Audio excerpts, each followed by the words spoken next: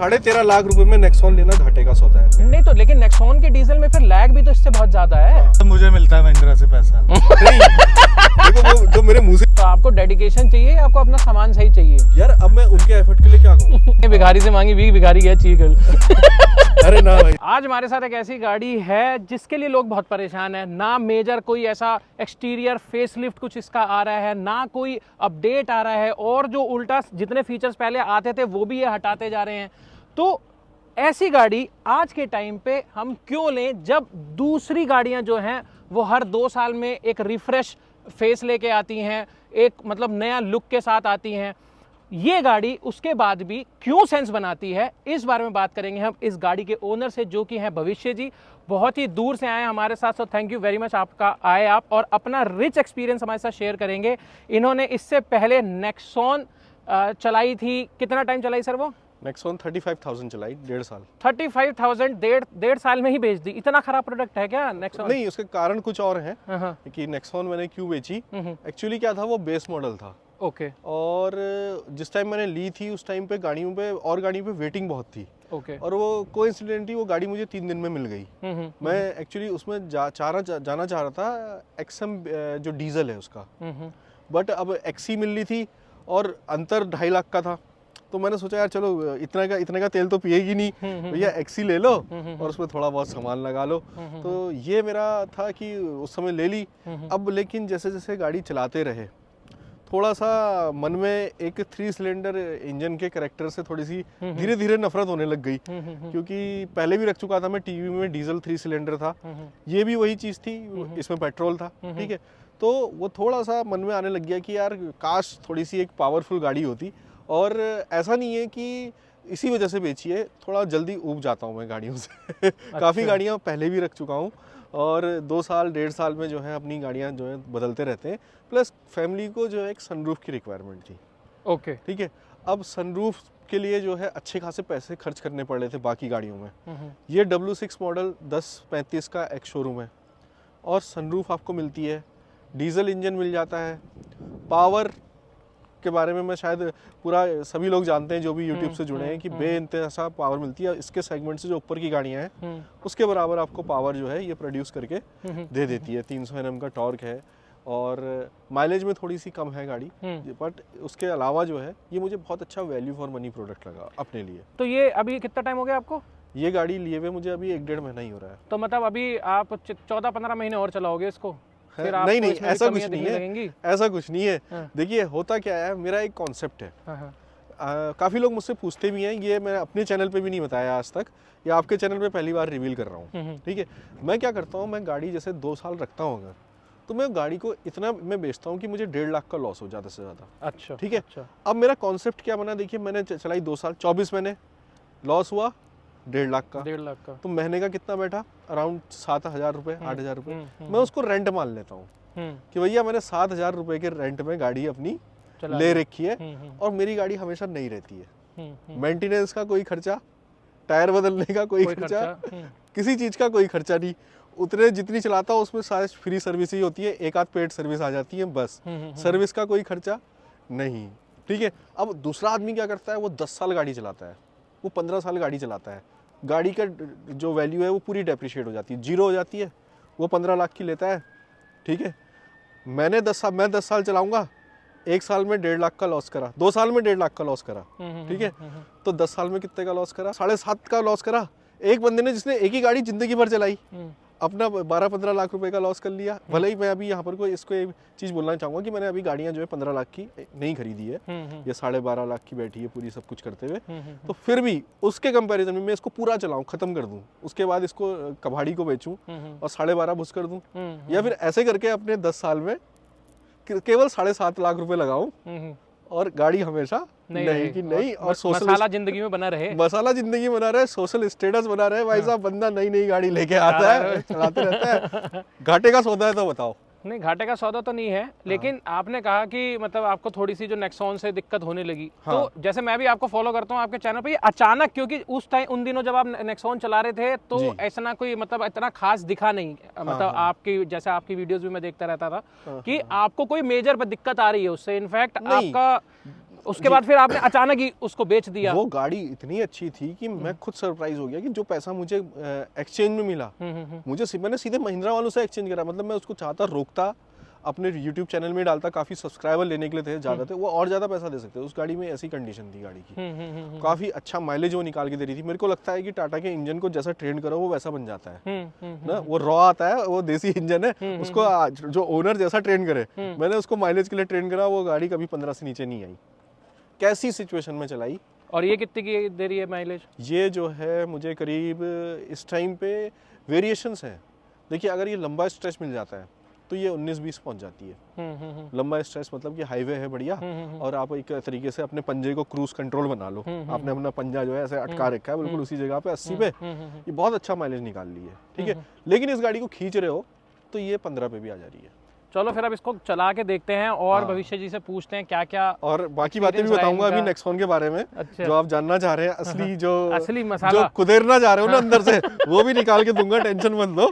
तो वो जो है उसके लिए वीडियो पूरा देखना पड़ेगा, पूरा वीडियो देखना साहब, क्योंकि बहुत दो गाड़ियां एक ही जैसा कंपटीशन और एक ही इंसान, और खरीदेंगे भी इनको और जानेंगे कैसा कैसा एक्सपीरियंस इनका उससे रहा है, अब इससे रहा है, और कितने दिन में इनको इससे नफरत होती है। तो चलो बैठे, तो गाड़ी चलानी शुरू करते हैं और करते हैं ओनर जी को खरीदने की कोशिश। और इसके साथ हमारे आपको जरूरत नहीं पड़ेगी खरीदने की, ऐसा कुछ नहीं है, हम आपको सब कुछ स्पष्ट बताएंगे।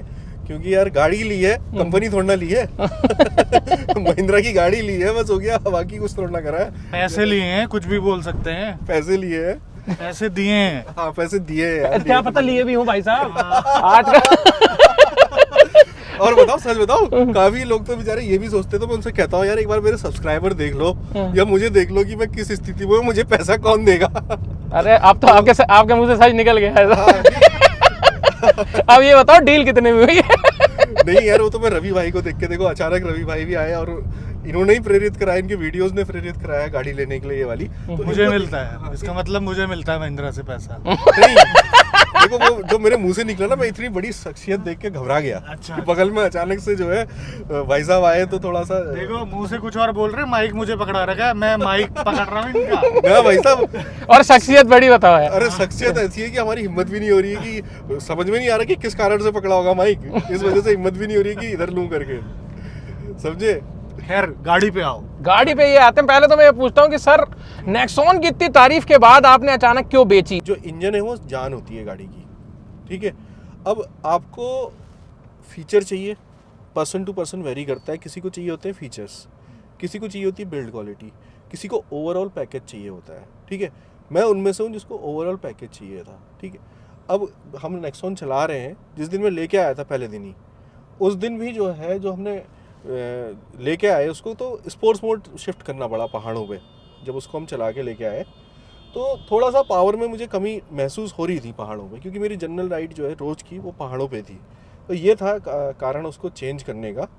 कमी कुछ नहीं थी, कमी नहीं कहेंगे। अब यार एक चीज़ बताओ, वो नेक्सॉन आई थी 8 लाख की, ठीक है, और ऑन रोड 8 लाख की आई थी।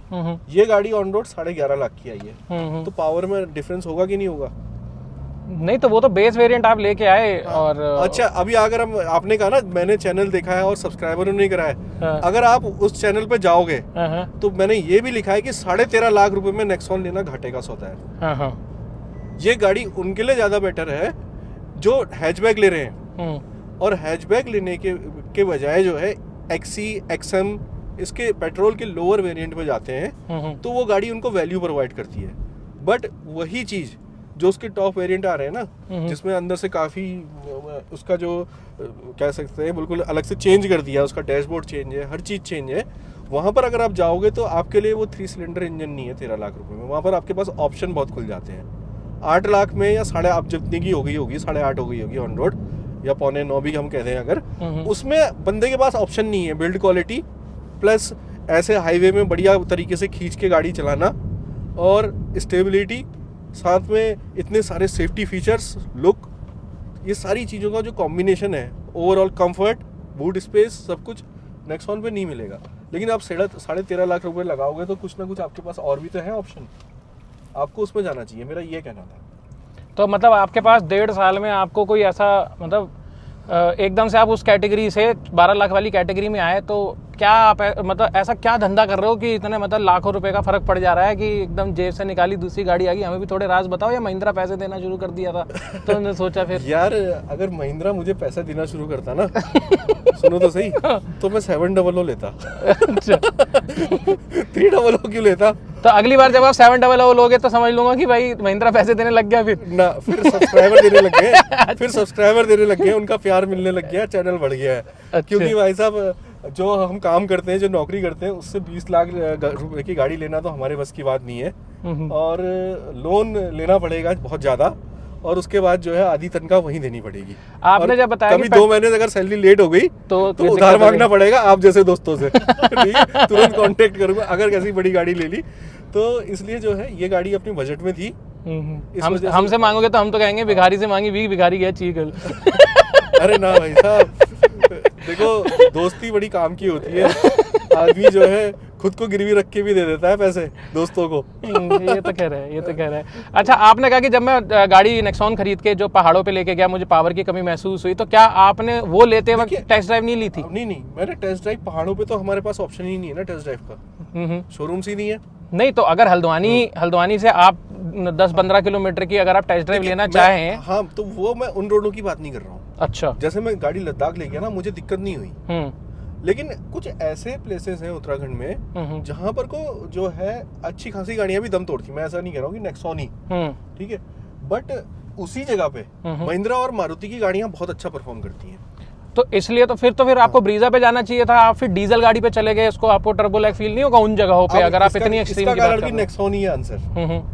देखिए ऐसी जगहों पे ना गाड़ी को खींच के चलाना पड़ता है। आप ऐसे तो चला नहीं सकते भैया 1500 RPM में हाईवे में, कूल एंड काम चल रही है गाड़ी भैया छठे गियर में, पहला दूसरा भी खींचना पड़ता है, तीसरा भी खींचना पड़ता है, पूरा खींचा रहता है। ठीक है, अब मुझे क्या चाहिए था, मेरे को परफॉर्मेंस मिले, लेकिन मुझे परफॉर्मेंस निकालने में डर ना लगे। अच्छा, देखिए आप अगर परफॉर्मेंस निकालोगे गाड़ी से, पेट्रोल से, तो वो आपका खून पिएगी, मानते हो इस चीज को? हाँ, बिल्कुल। आपको प्यार से चलाना पड़ेगा। लेकिन मैं 300 को कितना ही खींच, वो खुद ही खींच जाती है, मुझे रोकना पड़ता है भाई साहब, कभी कभी आउट ऑफ कंट्रोल हो जाती है, पागल टाइप की हो जाती है वो गाड़ी। लेकिन माइलेज तो दोनों आपको बराबर दे रही है, आपकी पेट्रोल भी आपको अच्छा माइलेज दे रही थी और ये भी उतना ही एवरेज दे रही है। वही तो डिफरेंस है, उस गाड़ी को प्यार से चलाना पड़ता था ना। अच्छा, जहाँ मैं आज के टाइम पे जहाँ पे मैं 2.5 घंटे में पहुंच रहा हूँ, वहाँ मैं 3.25 घंटे में पहुंचता था। इतना फर्क? हाँ, बहुत प्यार से चलाना। आपको एक्सीलेटर तो देना ही नहीं है, ढलान आ जाएगी तो आपको एक्सीलेटर देना ही नहीं तो है। फिर आप पेट्रोल पे नहीं चला रहे थे ना, आप ग्रेविटी पे चला रहे थे गाड़ी मतलब? हाँ, तब जाके सुनो, जब ढलान आए पहाड़ों पे, काफी काम भी आएगा जो नेक्सॉन ऑन करते हैं, जब ढलान आए इको मोड डाल दो, गाड़ी छोड़ दो तीसरे गियर पे, ठीक है, ऐसा माइलेज देगी 40-50 का, 30 ही दिखाता है ना, मीटर भी पागल हो जाएगा। और जब चढ़ाई आए तब भी लोग क्या करते हैं, वो इको मोड में चलाते हैं गाड़ी। ये सबसे बड़ी गलती है कि चढ़ाई पे क्या है, अब तो गाड़ी वैसी अंडर पावर्ड हो जाती है इको में, और आप इंजन में और जोर डाल रहे हो। आपको क्या करना है, आपको स्पोर्ट्स मोड करना है एक्टिवेट चढ़ाई में, और कोशिश करनी है एक्सेलरेशन कम से कम हो। अब क्या है, एक्सेलरेशन कम से कम होगा तो मेरी स्पीड क्या रहेगी, 35-40। पेट्रोल गाड़ी है, डीजल तो है नहीं, और उस वजह से जो है मेरे को ज़्यादा टाइम लग जाता था। दूसरा एक कारण उसका जो है, जितनी कंफर्टेबल वो हाईवेज में चलाने में है ना गाड़ी, उतनी दिक्कत वो पहाड़ों में देती है। जब आप मोड़ों पे ए पिलर लगता है तब जो है आपको झांकना पड़ता है इधर उधर से। तो नेक्सॉन जो है वो एक्सयूवी से कहीं किसी मामले में तो 21 होगी, वो मामला बताओ थोड़ा सा। नहीं, बहुत से मामलों में 21 है। जैसे बूट स्पेस नंबर 1, ठीक है। दूसरा जो अभी मैं बैठा हूँ ना एक्सयूवी में, नेक्सॉन में बैठूंगा तो ऐसा लगेगा घर के सोफे में बैठा हूँ मस्त होके, ऐसे अंदर घुसाती है वो पीछे को, आपके जो बटक्स है ना उनको अंदर को घुसा देती है बढ़िया तरीके से। आगे हम जैसे लंबे लोगों के लिए गजब का थाई सपोर्ट मिलता है नेक्सॉन में। उसके बाद कॉम्पैक्ट एसयूवी कोई लिया हो, आप क्रेटा लिया हो, सेल्टॉस लिया हो, वेन्यू लिया हो, ठीक है, कॉम्पैक्ट एसयूवी से ऊपर वाली हैं दो शुरू की जो मैंने बोली, ठीक है, आप जो है ब्रीजा लिया हो, आप एक्सयूवी लिया हो, ठीक है, सोनेट लिया हो, नेक्सॉन की सबसे अच्छी राइड क्वालिटी है इन सब में। वो आपको एक लेवल ऊपर की गाड़ियों जैसा कंफर्ट फील कराती है। आपको लगता है कि आप कुछ प्रीमियम गाड़ी चला रहे हो, महंगी गाड़ी चला रहे हो, भले ही आपका वो रिस्पांस ना मिले इंजन से महंगी गाड़ियों, क्योंकि आप यार प्राइस भी तो देखो ना। लोग कहते हैं कि यार ये है पंच है, मैं पंच का भी कहता हूँ कि यार प्राइस तो देखो उसका। अब आप अगर लग्जरी में जाओगे तो लग्जरी की कोई कीमत नहीं है, आप टॉप मॉडल लोगे, अपने पैसे जबरदस्ती फूकोगे तो वो बात अलग है ना। उतने कम पैसे में वही इंजन वही चीज तो आपको चलाने को मिल रही है। तो नेक्सॉन का जो सस्पेंशन है उसका कोई तोड़ नहीं है। अब ये बताओ आपको चलाने में कैसी लग रही है? देखो ये तो इसके बारे में हमने इसलिए बात नहीं करी क्योंकि इसके बारे में बात करने की जरूरत है नहीं। मतलब ये लाजवाब चीज़ तो है ही, ऑब्वियस सी बात है। मतलब इसका कोई तोड़ है ही नहीं, मतलब इस इतने पैसे में, इस सेगमेंट में। तो अभी कुछ दिन पहले हम इसी का TGDI चला रहे थे, वो तो मतलब अलग ही चीज़ है। मतलब अगर आप, जैसे आपने बताया कि परफॉर्मेंस चाहिए आपको, तो अब ये डीजल है, वही है, माइलेज अच्छा मिलेगा, वो माइलेज का आप भूल जाइए। लेकिन अगर आप उससे मतलब फन टू ड्राइव चीज़ अगर कहते हो तो वो है। मतलब आपको ना डर लगता है, और जैसे मतलब उस गाड़ी के जैसे RPM मीटर जाता है वैसे ही उसका स्पीडोमीटर भी साथ साथ यूं चलता है। तो मतलब ये गाड़ी जो है ये इस गाड़ी के लिए बस ये शौकीन जिसको पता है ये लेनी है, उसने लेनी ही लेनी है। उसको कोई कंपैरिजन करने की जरूरत ही नहीं है, ना नेक्सॉन से, ना ब्रीजा से, ना किसी और चीज़ से। तो इस गाड़ी का तो मतलब अलग ही मजा, अलग ही है। हाँ, थोड़ा सा मेरे को ऐसा लग रहा है इसके अंदर की मतलब नेक्सॉन का कंफर्ट जो है हल्का सा मिस कर रहा हूँ मैं, इतना नहीं लेकिन थोड़ा सा हाँ। लेकिन बाकी जो मतलब जैसे गियर शिफ्टिंग बहुत ज़्यादा स्मूथ है, क्या नाम है, क्लच बहुत बढ़िया, और एकदम से जैसे अब लैग बहुत मिनिमम लैग मेरे को इसके अंदर लग रहा है। मेरी पेट्रोल के अंदर ज़्यादा लैग है इसकी डीजल से। तो मतलब बहुत अच्छी हैंडलिंग को कुछ मतलब इसके बारे में क्या ही बुरा बोल लोगे आप। ऐसे एक ही चीज़ बोल सकते हो कि लुक्स अपडेट नहीं कर रखे हैं इन्होंने, डैशबोर्ड जो है वो थोड़ा और खूबसूरत बना देते। इसके अलावा हमारे पास बोलने के लिए कुछ नेगेटिव है नहीं। तो मेरा तो ये रिस्पॉन्स हुआ है इसमें। डैशबोर्ड की एक बात मैं आपको बताना चाहता हूँ कि जो लोग हैं वो चेंज मांगते हैं, ठीक है, लेकिन मुझे जहां तक लगता है, जैसे फॉर एग्जांपल अगर मैं ब्रीजा की बात करता हूँ, मुझे लगा कि जो ब्रीजा में जो चेंजेस हुए हैं अभी नई वाली में, वो नेगेटिव साइड में हुए हैं। आप उसका फ्रंट लुक देखो, उसका कोई अता पता ही नहीं, मतलब लेकिन लोगों को चाहिए अपडेट आ गया, ठीक है। और सिमिलरली अगर उसके डैशबोर्ड की मैं बात करूं, आपने उसके अगर नीचे के वेरिएंट के डैशबोर्ड देखोगे तो मुझे नहीं लगता कि वो चेंज पॉजिटिव की साइड है कहीं से कहीं तक। तो अगर चेंज ही चाहिए तो चेंज सिर्फ कहने का मतलब ये है कि जो चेंज होना चाहिए वो बेटर तरीके साइड जाना चाहिए, ये भी तो है। लेकिन एक चीज़ ये मेरे को ये महसूस होता है इस पर्टिकुलर चीज़ के अंदर कि डिज़ाइन अगर आप इनिशियली ही टाइमलेस बना दो, उसके बाद मत दो, अपडेट चलता है। जैसे पोलो टाइमलेस डिजाइन है, मतलब वो उसको ना अपडेट करो। अभी हम इंडिया के अंदर तो अपडेट आने नहीं वाला है क्योंकि जो पोलो अपडेटेड है वो 4 मीटर से ऊपर चलेगी, टैक्सेशन खतरनाक हो जाएगा, तो वो तो खत्म होगी, मतलब समझ लो। लेकिन ऐसा डिजाइन होना चाहिए इनिशियली। ये डिजाइन जो है ये ऐसा मेरे हिसाब से नहीं है कि इसको अपडेट की जरूरत ही नहीं है। अपडेट की जरूरत नहीं, बिल्कुल सही कह रहे हैं। इसको अपडेट की मतलब इसको रिफ्रेशमेंट की जरूरत है। और अगर आप टाइमलेस डिजाइन बनाते हो और उसको नहीं बदलते हो फिर कोई दिक्कत नहीं होती, फिर तो भाई चल ही रही है पोलो। आप ये देख लो, आइकॉनिक गाड़ी है एक तरीके से, और उसको कोई अपडेट की भी मतलब कोई खास जरूरत नहीं है। और उल्टा ओनर्स बहुत खुश रहते हैं, जो अपडेट आता है उसमें बहुत नुकसान होता है क्योंकि मान लो मैंने जैसे 2019 में ली और उसके बाद मेरे लेने के 6 महीने बाद जो है वो फेसलिफ्ट आ गया। कंपटीशन से कंपेयर करोगे, सपोज नेक्सॉन से ही कंपेयर कर लें इसको, तो थोड़ा सा ये जो है आपको पुराना लगेगा। हाँ, और एक डाउन साइड इसका और है, अगर आप माइलेज की भी बात करें तो डीजल में ये सबसे कम देगी आपको, अगर नेक्सॉन के एवेन्यू के नहीं तो। लेकिन नेक्सॉन के डीजल में फिर लैग भी तो इससे बहुत ज्यादा है। हाँ, लैग बहुत ज्यादा है उसमें, उसका टर्बो लैग काफी ज्यादा है इसके कंपेयर में अगर आप करोगे तो। इसके कंपेयर में तो सर आपने इसको 10,000 किलोमीटर चला दिया जी, कहाँ चला दिया, कैसे कैसे चला दिया और कितने टाइम में चला दिया?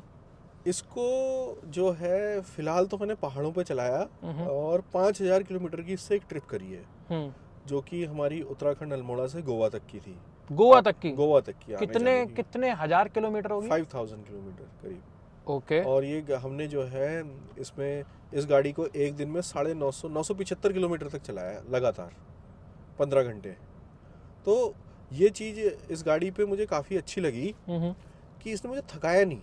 975 किलोमीटर बहुत होते हैं कंटिन्यूसली, और वो भी सिंगल हैंडेड, खुद ही एक आदमी ने चलाया ये? मैंने। ओके, ठीक है, मेरे साथ वाइफ थी, मेरा बच्चा था और एक फैमिली और थी, उनकी वाइफ और हस्बैंड। ठीक है, तो देखिए हम लोग तो जैसे लड़के हैं, अगर हम ट्रिप करेंगे तो हमें पता ही नहीं चलेगा रास्ते का।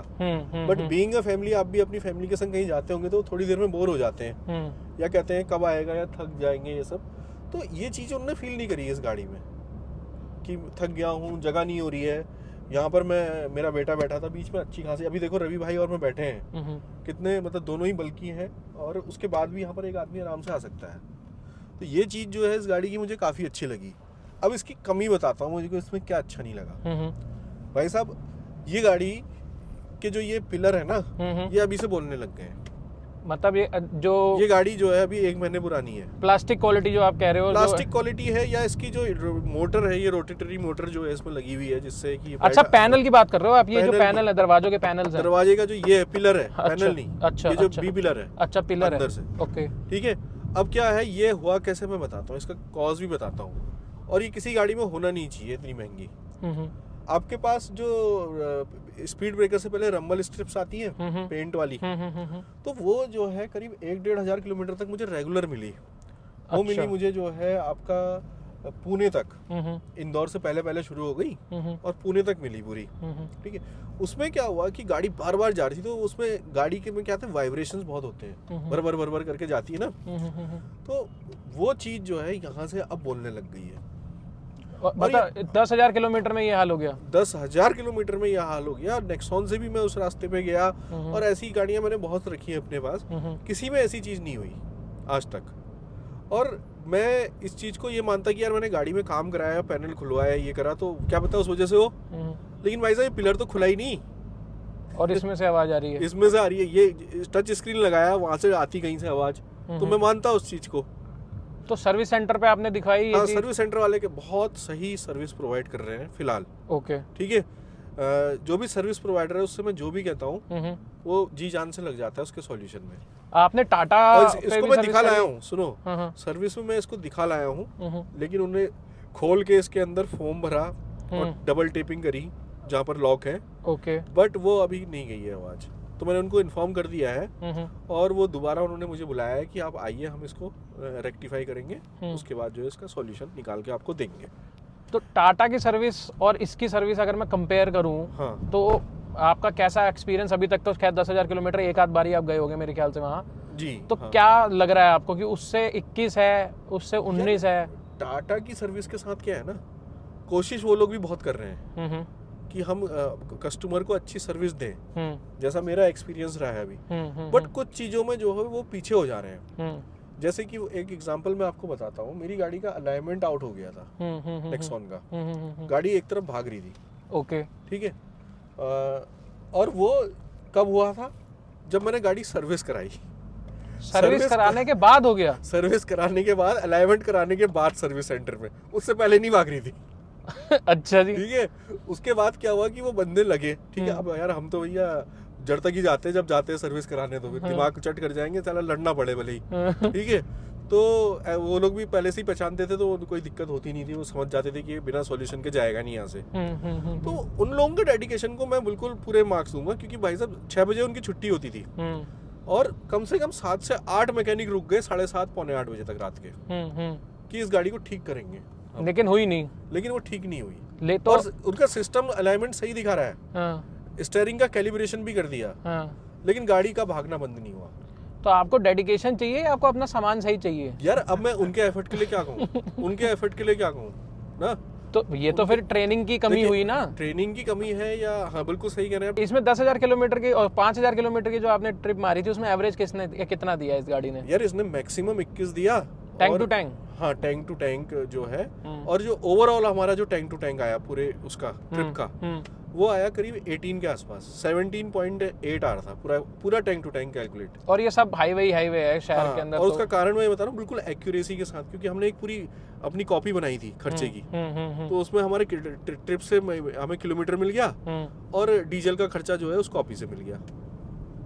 ओके ओके, ये रहा। तो बहुत ज़्यादा एक्यूरेसी के साथ बता रहा हूँ कि 17 पॉइंट समथिंग का दिया था, जिसमें गाड़ी में 5 लोग बैठे थे, बूट पूरा भरा हुआ था, गाड़ी 100 से नीचे नहीं चली।